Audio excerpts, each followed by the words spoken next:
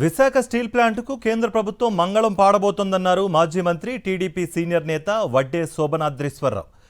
ఎవరు ఎంత బుకాయించినా స్టీల్ ప్లాంట్ను అమ్మేయబోతున్నారనేది పచ్చి నిజమని ఆయన అన్నారు.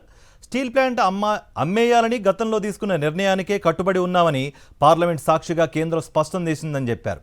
స్టీల్ ప్లాంట్పై కూటమి నేతలు పచ్చి అబద్ధాలు చెబుతూ ప్రజల చెవుల్లో పువ్వులు పెడుతున్నారని మండిపడ్డారు వడ్డే శోభనాద్రీశ్వరరావు. 32 మంది తెలుగు బిడ్డల ఆత్మ బలిదానంతో సాధించుకున్నటువంటి విశాఖపట్నం స్టీల్ ప్లాంట్కి ఈరోజు కేంద్ర ప్రభుత్వం మంగళం పాడబోతా ఉంది. నిన్నగాక మొన్న పార్లమెంటు సాక్షిగా పార్లమెంటులో మంత్రి గారు ఏం చెప్పాడు? గతంలో ఏదైతే 100కి 100 పాళ్ళు విశాఖపట్నం స్టీల్ ప్లాంట్ని అమ్మేయాలి అనే నిర్ణయాన్ని cabinet committee on economic affairs నిర్ణయం తీసుకున్నదో ఆ నిర్ణయానికి ఇప్పుడు కూడా కట్టుబడే ఉన్నాము, ఏమి మార్పు లేదు అని చెప్పి కేంద్ర ప్రభుత్వం స్పష్టంగా చెప్పింది. ఇవాళ ప్రభుత్వం చాలా దుర్మార్గంగా వ్యవహరిస్తూ ఉంది.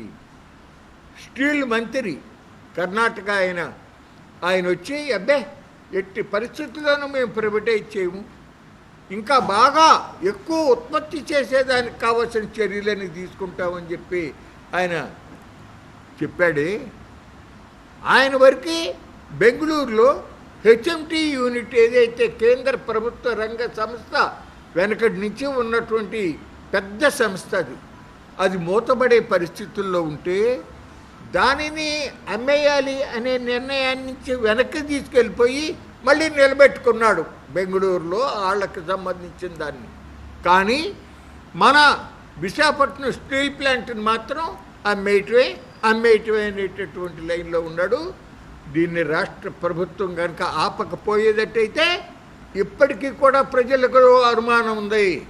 చంద్రబాబు నాయుడు గారికి, పవన్ కళ్యాణ్ గారికి కూడా ఈ విశాఖపట్నం స్టీల్ ప్లాంట్ని మోడీ గారు అమ్ముదామనేటటువంటి కుట్రలో వీరికి కూడా ఆమోదం ఉంది అని చెప్పి ప్రజలు భావించాల్సిన పరిస్థితులు చాలా స్పష్టంగా కనపడుతూ ఉన్నాయి.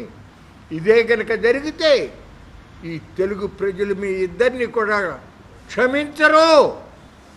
వాళ్ళ యొక్క ఆగ్రహావేశాలకి మీరు బలి కావాల్సి వస్తుందనేటటువంటి విషయాన్ని ముందుగానే స్పష్టంగా చెప్తా ఉన్నాం.